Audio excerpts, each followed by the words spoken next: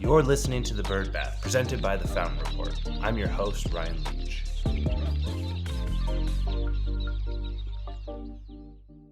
Welcome back to The Bird Bath. Each week, we scrape the surface of the news you need to know, so let's get into it. Our first story this week is Chewy checking in. Chewy reported their net sales of $2.86 billion. It was an increase of 2.6% year over year. Their gross margins increased 120 basis points, and their net income was $299.1 million. When they announced these figures, their CEO, Sumit Singh, announced that the company's 20 million active customers grew sequentially in the quarter, and that net sales per active customers was $565, which is a new record for the company. So pretty cool. A lot of companies, I don't usually see them highlight what the sales per active customer, but $565 per active client for the amount of size and growth that they do is pretty massive. It does definitely point to the fact that there is still spending happening on things across the pet care industry. And maybe we're seeing, and what we've all known is we're starting to see some of that spend leave the practices and go more and more to these online retailers. It's interesting as we look at that and we talk about that because, as you all know, Chewy has opened, I believe now, their fourth practice, brick and mortar facility, while a company that you might think of in a similar vein, which was PetIQ, closed all their practices. So kind of a different flip of the coin from what we're seeing between Chewy and some of the other players in the space. But numbers continue to go up for Chewy, and always fun to see what they're hitting on in these quarters. Our next story is definitely a hot button issue, and one that I'm going to stay completely neutral on as we go through this story here, because you know what? It's not my place to say. And if you want, you can catch up with me maybe one-on-one and we could, go through the pros and cons. But if you don't know what I'm talking about, I am talking about Veterinary Professional Associates, which is a new measure that's on the ballot in November in Colorado. The new role of what they're looking to call Veterinary Professional Associates, or a VPA. They cleared a major hurdle last week, and they have garnered enough signatures from registered voters in their state to put the initiative to a public vote. So the VPA's general role is envisioned to be really similar to what you would expect from a physician's assistant or a nurse practitioner in human medicine. And there's obviously proponents and detractors from what they say, and pulling off of a great story that Vin put out. They said proponents say the mid-level professional is a necessary antidote to workforce shortages. They argue that these paraprofessionals will take pressure off overburdened veterinarians who can delegate more tasks and, as a result, provide more access to care. It seems to make sense there. But as you all know, where there are proponents, there are always going to be detractors. There is a big group of people that are adamantly opposed to it. And there was a keepourpetssafe.com, which I'm going to link here as well. They have an entire site dedicated to stopping the overall piece here. And they have a whole section about why it's dangerous for our pets. So they say special interest groups are pushing a misleading ballot measure to introduce a veterinary professional associate in Colorado, whose training would be mostly online with minimal hands-on instructions.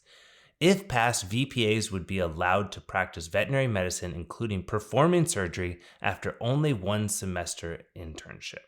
I, again, will need to dig deeper into this to figure out exactly, but they cite some organizations on their site. They say VMG, the Colorado Veterinary Medical Associations, the Independent Veterinary Practitioner Associations, American Association of Swine Veterinarians, the AVMA, who we've all heard of, AAEP, which is Equine Practitioners, and the American Association of Bovine Practitioners.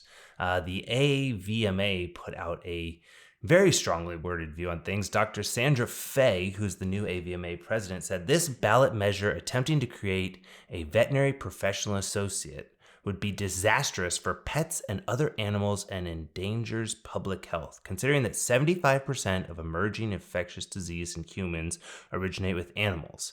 The proposed training for this position is completely inadequate and will lead to missed or delayed diagnosis, ineffective treatment, and repeat visits, all of which lead to more suffering for the animal and increased costs for the clients. So, like I said, I'm not weighing in on this. It does sound like, as a lot of things that go through government, there is definitely things that would need to be baked out more on this.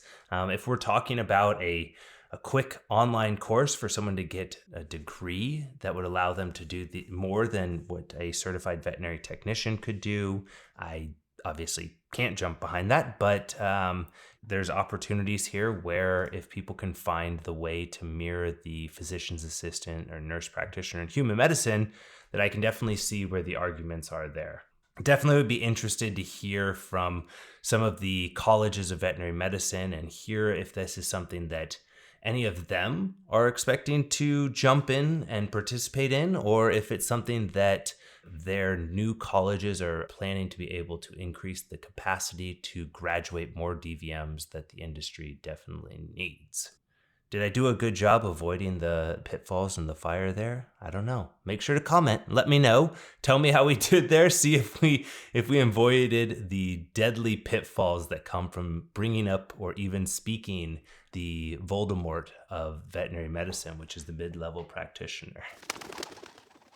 Now, if I'm sounding like a broken record, it's not because I want to, but it's because the news just happens and my job is to bring it to you. But Inspire Vet Partners, if you're tired of hearing about this, push that little skip ahead 30 seconds button a couple times. But Inspire Veterinary Partners has announced a non-binding acquisition proposal of Vetsie.ai. Vetsie.ai was one of the earlier companies tackling things in the veterinary space. And from their website, they say it's a user-friendly platform allowing veterinary professionals instant access to trusted medical information, simplifying the process of your daily research and administrative tasks. They use machine learning. They take on a lot of different things for diagnosis and treatment assistance. They support multiple language. They do discharge instructions and note summaries for pet parents. They do not do AI scribing from what I can tell, but that's something that I definitely could have missed. But this wasn't surprising to see Inspire come out with this announcement. Just last week, they announced that they were going to be introducing AI as a way to improve the efficiencies of their practices.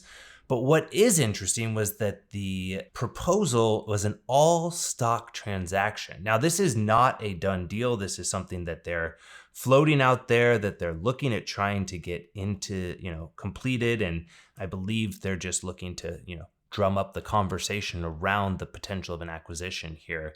But it's interesting. I'm curious. I don't know the Vetsie behind the curtain of how their business is doing, but Inspire, as a publicly traded company, just last week was over $3 per share.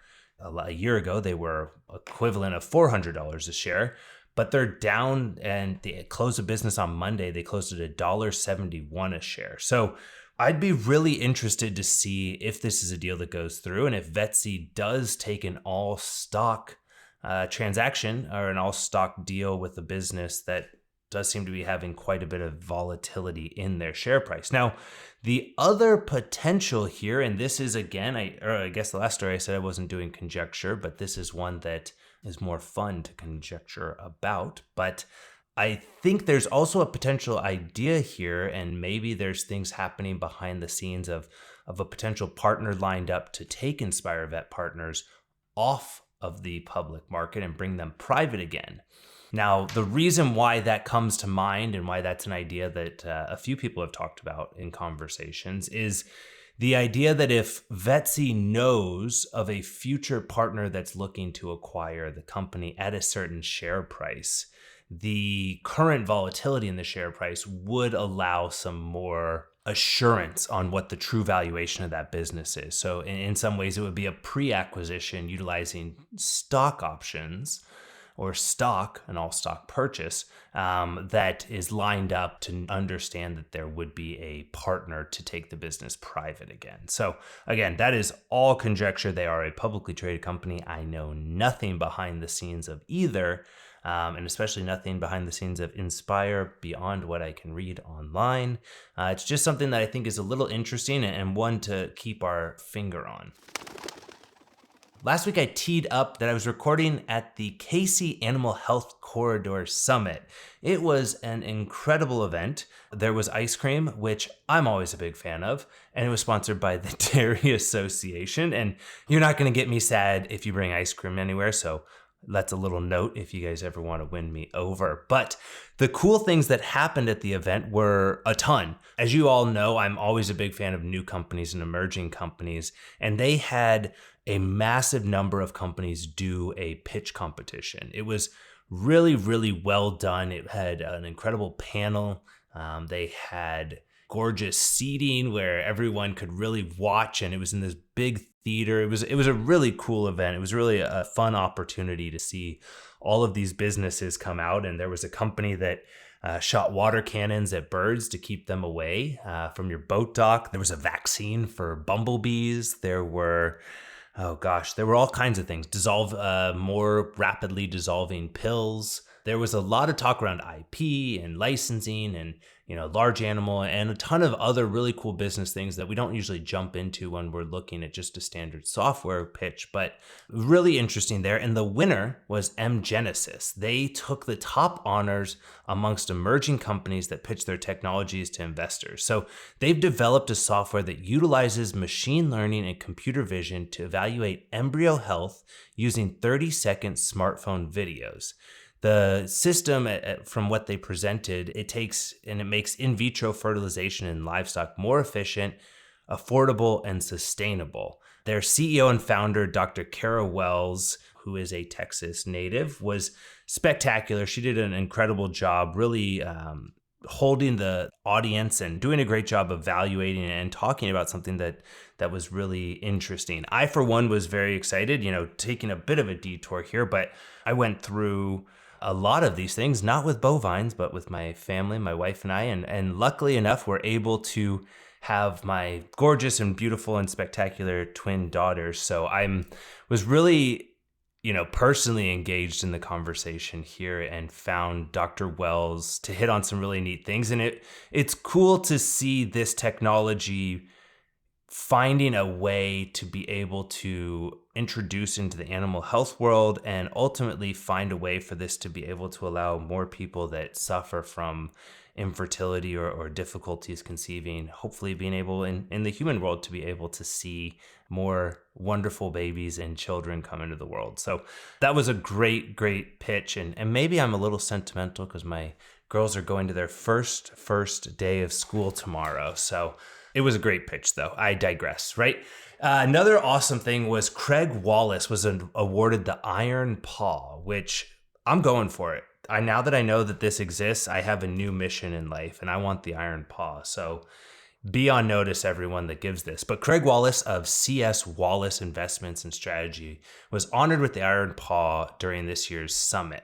He has invested in, advised with a lot of mid-stage, early-stage companies. He served in leadership roles at all types of animal health businesses. And there was a great video just highlighting all the things that Craig Wallace had done for the veterinary or for the animal health world. So it was great. If you know Craig, I had the opportunity to get to meet him for the first time and was really blown away by all of the cool things that he's done throughout his career. And he did not seem to be showing any signs of wanting to slow down at all. So really enjoyed that. And the final thing that I enjoyed, well, first off, besides all the incredible conversations that I got to sit down and have with people across the space. So everyone that I met and, enjoyed time talking with, thank you for going out of your way to find the time to chat. But I also really enjoyed the conversation that I had with the team from Plug and Play. They've just announced their newest cohort for Plug and Play Topeka. There's a list of incredible companies. I'm actually going to do a bigger, deeper story on what that cohort involves. But I just thought it was great to see not only what the summit was bringing, but what else is happening across the Casey Animal Health corridor. So again, thank you for having me. I had an absolute blast, and I will be back next year. Now, before I give my usual wrap up, I want to put a call out to all of you. I do this every now and then, but the show grows and really hits new strides every time that one of you writes a review, gives a rating, or shares an episode that you enjoy with somebody else. If you're sitting in an office, or if you're in the field, or you're working and you found anything we've talked about over the last year plus, share the show. I want to get this into the hands of as many people.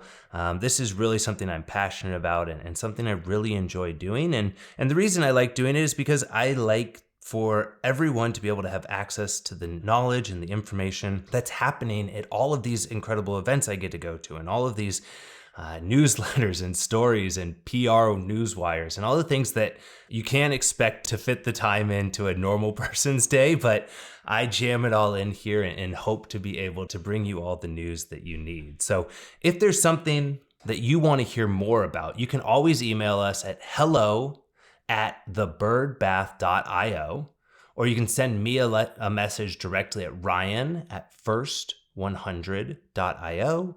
Find me on LinkedIn, find me on Instagram, find me on TikTok, find me probably in an ice cream shop.